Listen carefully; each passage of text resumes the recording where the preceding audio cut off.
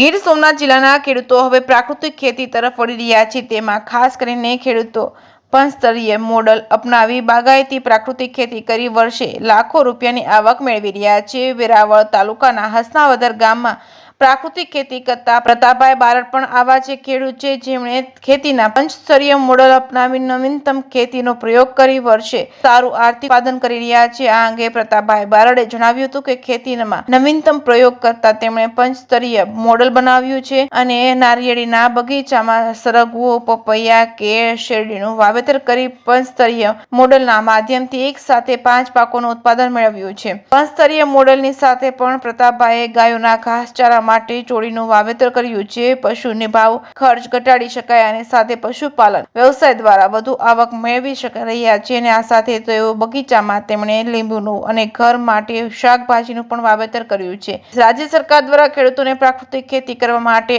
આગળ લાવવાના પ્રયાસો કરવામાં આવે છે ત્યારે આ ઉત્તમ ઉદાહરણ પૂરું પાડતા પ્રતાપભાઈ એ સરગવો, પપૈયા, કેળ, શેરડીનું તેમજ લીંબુ તેમજ શાકભાજી તથા ચોળીનું વાવેતર કર્યું છે। પંચસ્તરીય મોડલ અન્ય ખેડૂતો માટે પ્રેરક બન્યું છે। જેકેએસની ગુજરાતી સાથે મહેશ વાજા, સોમનાથ। રાધિકા કૃષિથી પ્રાકૃતિક ફાર્મ, ગામ હસનાવદર, તાલુકો વેરાવળ, જિલ્લો ગીર સોમનાથ। અમારું નારળીનું મિશ્ર પાક મોડેલ છે। એમાં હું મિશ્ર પાક તરીકે ચોળીનું વાવેતર કરું જે ગાયોના ઘાસચારા તરીકે ઉપયોગ થાય। પછી પપૈયા છે, લીંબુ છે અને વચ્ચે પારા છે।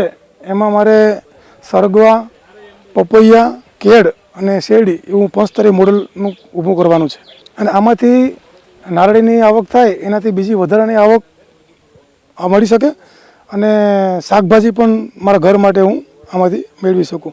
જે વધારાની ખાલી જગ્યા છે એમાં હું બીજો મિશ્ર પાક લઈ અને ઉત્પાદન લઉં છું।